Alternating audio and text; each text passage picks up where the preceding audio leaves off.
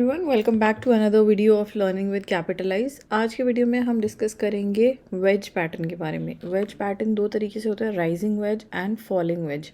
जो rising veg होता है उसका होता है ब्रेक डाउन, और जो फॉलिंग वेज होता है उसका होता है ब्रेक आउट। तो राइजिंग वेज कुछ इस तरीके से होते हैं, अपवर्ड फ्लैग की तरह होते हैं, लेकिन ऊपर जाते जाते इसमें वॉलेटिलिटी डिक्रीज हो जाती है, इस तरीके से होते हैं।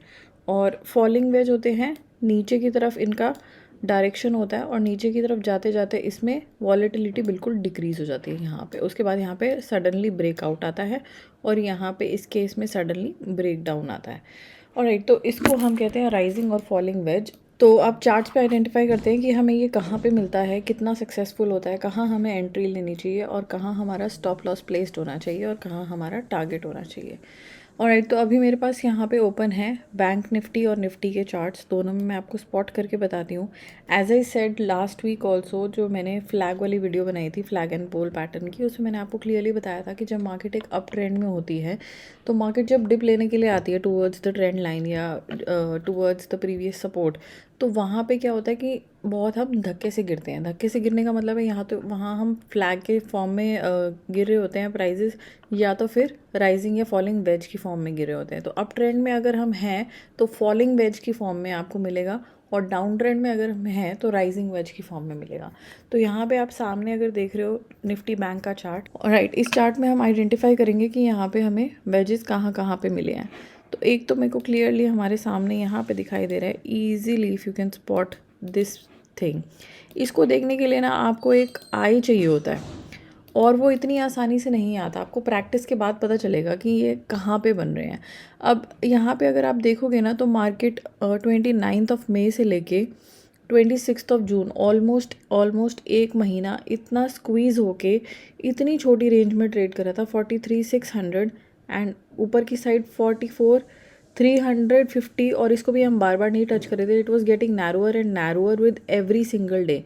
तो यहाँ पे होता है इंट्राडे ट्रेडर्स बहुत परेशान हो जाते हैं, क्योंकि जब वॉलेटिलिटी नहीं होती है तो ऑप्शन प्राइसेस बिल्कुल भी मूव नहीं करते हैं। इनफैक्ट वो डीके की वजह से आपका लॉस ही करवाते हैं। तो इन पैटर्न्स की नॉलेज होनी बहुत ज़रूरी है। Once this pattern gets completed, आप अपनी एंट्री बनाओ और आपको immediately within no time आपको बहुत ही अमेजिंग प्रॉफिट्स मिलते हैं। अब अगर आपने यहाँ पे आइडेंटिफाई कर लिया कि यहाँ पे वॉलेटिलिटी बिल्कुल स्क्वीज़ हो चुकी है एंड इतनी नारो होने के बाद अब यहाँ पे कोई स्कोप नहीं है कि हम यहीं पे ट्रेड करें, उसके बाद आपको पता है कि अप ट्रेंड का मार्केट है और यहाँ पे बाय मोमेंटम आने वाला है। अगर आप इस ग्रीन कैंडल पे भी पकड़ लेते हैं तो 3 दिन के इंतज़ार के बाद आपको यहाँ पे इस ग्रीन कैंडल पे लेने के बाद आपने अगर 43,800 पे लिया है, तो आपको ईजिली 3 दिन के अंदर 1000 पॉइंट्स यहाँ पे मिल गए हैं। 44,750 के अराउंड यहाँ पे आपको 3 कैंडल्स देके गई हैं विद इन 3 डेज़। तो मतलब अगर आप सेम वीक की एक्सपायरी की भी ऑप्शन ले रहे हो तो वो 1000 रुपीज़ की हो जाएगी। आपने ली कितने की होगी? हार्डली 200 की ली होगी या 300 की ली होगी। तो आप सोचो 3 टाइम्स इसमें आपको रिटर्न मिलता है। ये बिल्कुल फ्लैग एंड पोल जैसा ही होता है, एक्सेप्ट दैट कि इसमें टूवर्ड्स द एंड वॉलेटिलिटी बहुत स्क्वीज़ हो जाती है। और ऑप्शन बायर को क्या चाहिए? वॉलेटिलिटी चाहिए। और आपको पता है कि it is like rubber band, जितना आप उसको टाइट से पुल करोगे उतनी तेज़ी से वो आपसे छूट के भागेगा और उतनी तेज़ी से वो खुलेगा। तो ये एक तरीके से यहाँ पे जब ये स्क्वीज़ हो रही है वॉलेटिलिटी, तो एकदम से प्राइसेस क्या होगा? शूट अप कर जाएंगे। तो यहाँ पे ये वही सिनेरियो होता है और आपको ये फ्रीक्वेंटली देखने को मिलेगा चार्ट्स पे, जैसे आपको फ्लैग एंड पोल देखने को मिलता है। और हम फाइंड आउट करते हैं यहाँ पे फ्लैग बना हुआ है, यहाँ पे फ्लैग बना हुआ है। इवन यहाँ पे तो अभी कुछ ऐसे स्पॉट नहीं, यहाँ पे आपको फ्लैग बना हुआ दिख रहा है। Let's see if we can find another falling और राइजिंग वेज। यहाँ पे ठीक है, ये अप ट्रेंड का मार्केट है और आपको फॉलिंग वेज मिल रहा है। तो यहाँ पे जो बिल्कुल स्क्वीज़ हो गई वॉलेटिलिटी, इस कैंडल की बॉडी देखो बहुत छोटी है। इस कैंडल की बॉडी है आपका open and closes 34,730 and 680, hardly 50 points की। यहाँ पे आपको पता है यहाँ पे एक it's not a green bar दो, but it is a buyer's bar. तो यहाँ पे जो प्राइजेस हैं वो हाफ के ऊपर जाके क्लोज होते हैं, then we call it as a buyer's bar. तो यहाँ पे आपको एक बायर्स बार मिल गई, it is like a green candle only, और आपने यहाँ पे बाय कर लिया। और आप देखो within no time, within 4 days आपको क्या क्या रेट मिला है। आपने 34,750 के अराउंड बाय किया इसको, और आपको with in 4 days 36,200 that is 1500 massive points in just 4 days. कभी भी इंट्राडे ट्रेडर इतना एफर्ट करके पूरे महीने में नहीं कमा सकता जो आप इस पैटर्न को पकड़ के 3 से 4 दिन के अंदर कमा सकते हो। तो बहुत ज़रूरी है इस पैटर्न की नॉलेज होना। इसको कैपिटलाइज करने के लिए आपको एक, वो कहते हैं ना, वो नज़र आना बहुत ज़रूरी होता है। आपको एक आई चाहिए जो बहुत इंपॉर्टेंट है और वो प्रैक्टिस से आएगा। और प्रैक्टिस कैसे आएगी? The more you see charts in different different time frames, the more you will analyse कि कहाँ पे ब्रेकआउट हो रहा है और किस रीज़न से हो रहा है। इससे पहले कहीं कोई पैटर्न तो नहीं बना था जो मैंने मिस कर दिया। ये सब चीज़ें और ये सब क्वेश्चंस अगर आप अपने आप से पूछोगे, आपको ईजिली ये चार्ट्स पे मिलना शुरू हो जाएगा। और उसके बाद आपका बहुत, मतलब मैं बता नहीं सकती आपको कितना अमेजिंग रिटर्न इससे मिलता है। फ्लैग एंड पोल में भी अगर आपने टेस्ट किया होगा तो आपको पता है कि वहाँ पे विद इन नो टाइम 4-5 दिन, एक हफ्ते के अंदर आपको इतने बड़े बड़े रिटर्न्स मिलते हैं जो बड़े बड़े इन्वेस्टर्स भी ग्रैब नहीं कर पाते हैं। It is all about being consistent. अगर आप कंसिस्टेंट हो और आपने ये सोच लिया कि मैंने फ्लैग एंड पोल के ब्रेकआउट पे ही या ब्रेक डाउन पे ही मैंने ट्रेड लेना है या राइजिंग फॉलिंग वेज पे ही मैंने ट्रेड लेना है, उसके बाद आपको मार्केट से पैसा लेने में कोई बीट नहीं कर सकता है। Mark my words. All right, यहाँ पे देखते हैं।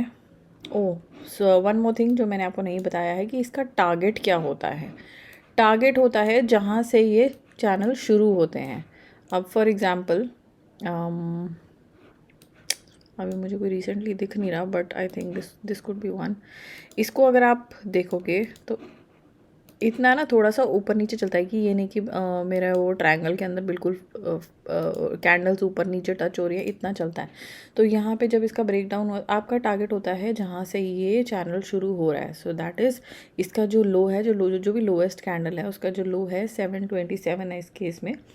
और यहाँ पे अगर आप टारगेट रखना चाहते हो तो आप बिल्कुल शार्प उस क्या कहते हैं प्राइस को, बिल्कुल आप उस शार्प प्राइस को बिल्कुल ही स्पॉट टारगेट मत बनाना।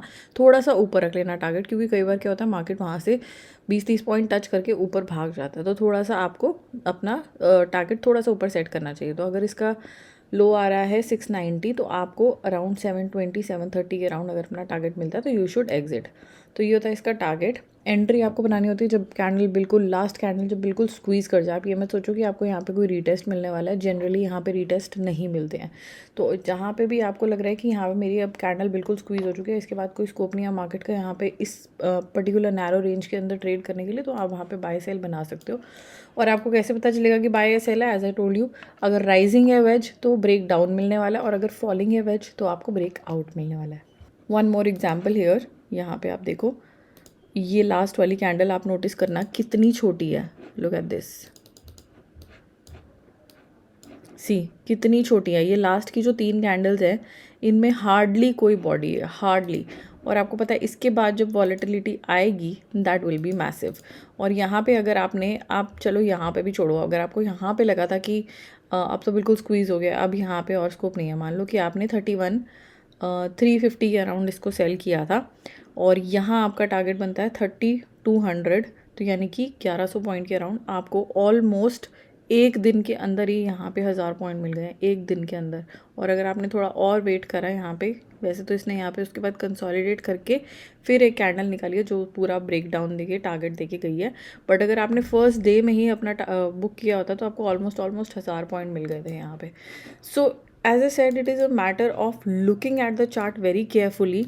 हो सकता है कि आपके सामने ही हो ये पैटर्न्स और आप देख ना पा रहे हो, वो आप प्रैक्टिस से लेकर आ सकते हो।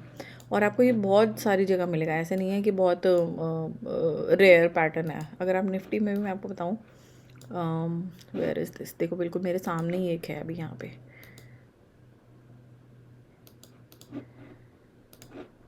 यहाँ पे फॉलिंग वेज है, ट्रेंड था अप, यहाँ पे एक ग्रीन कैंडल बनी, I will show you zoom करके थोड़ा सा।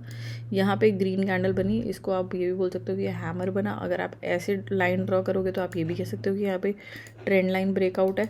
और आप यहाँ पे इजीली अपना बाय करके 18240 के अराउंड आपने बाय किया है और विद इन 2 डेज़ आपको 18660 का 400 पॉइंट्स प्लस का टारगेट मिल गया है। आपको कोई भी दुनिया का इन्वेस्टमेंट ऐसा रिटर्न नहीं दे सकता। कंसिस्टेंसी से आप इस पैटर्न पे वर्क करो और इस पैटर्न का आप रिज़ल्ट देखो। ऐसा नहीं है कि ये 7 आउट ऑफ 10 या 6 आउट ऑफ 10 या 8 आउट ऑफ 10 टाइम्स काम करता है। This works every time, every single time, 10 on 10 this works. अगर आपको ट्रेंड सही से पता है ना कि मैं अपना बाय ट्रेंड में हूँ और मैंने यहाँ पे बाय करना है इस फॉलिंग वेज के बाद, तो आपका पैसा ज़रूर बनेगा and nobody can beat the returns here. तो प्रैक्टिस कीजिए। अगर कोई क्वेश्चन है तो प्लीज़ कमेंट सेक्शन में पूछिए and will be back with next video very soon. Take care and good luck for your trading. Bye.